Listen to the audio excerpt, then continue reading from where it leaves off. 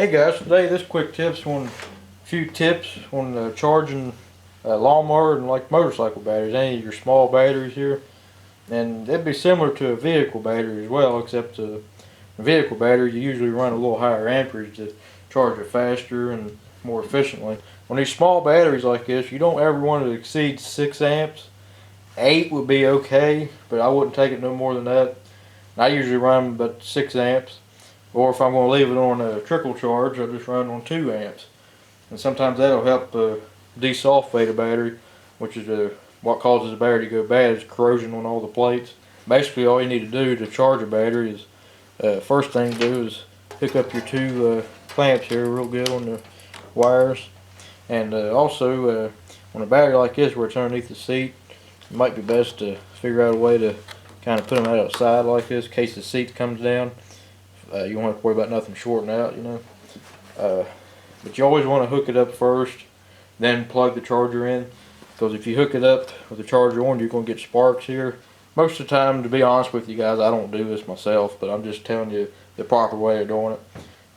And the reason behind that, to prevent sparking here when you hook this up, is because batteries release hydrogen gas when they're charging from electrolysis of water.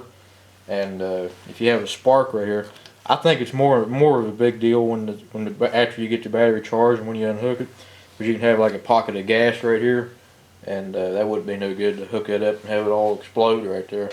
So always hook the battery up, plug the charger in, then when you get done charging, unplug the charger and then unhook the battery. That way there ain't no sparks here.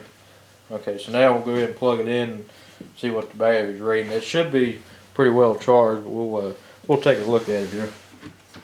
And this is a manual charger. It's not, it don't shut off automatically or anything. If you're using a manual charger like this, don't let them overcharge. Just keep an eye on it. And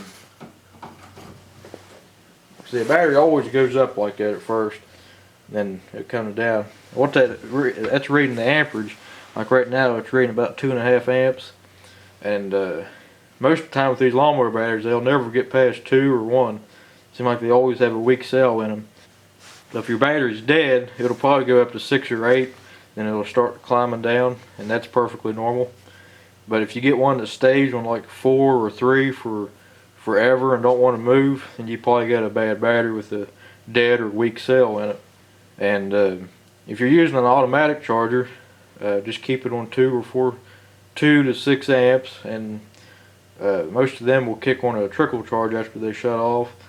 So they work out pretty good. But I like the old style better myself.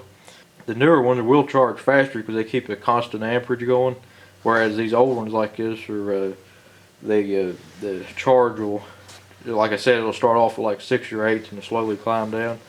And you can see this one's stuck on about 2 right now, and that's probably about as far as it'll go down. And this battery's starting to get weak and probably ain't going to last a whole lot longer, but you see it's going a little past 2 now. But you just got to watch the amperage on small batteries like this. If you get the amperage too high, you're going to be overcharging the battery. You're going to have the acid bubbling like crazy from the electrolysis going on.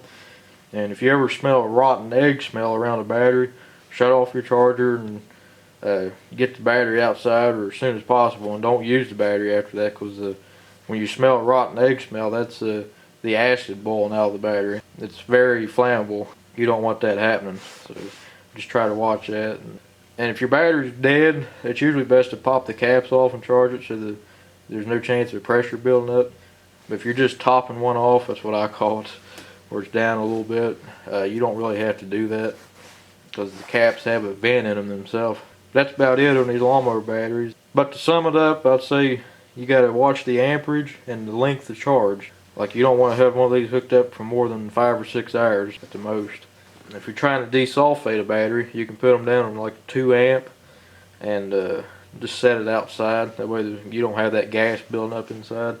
And I don't recommend charging a battery inside a closed room. Always have a door or a window open, that way you're getting fresh air in there, because you don't want that gas building up in your house. So it's highly recommended to charge a battery outside, in other words, if possible.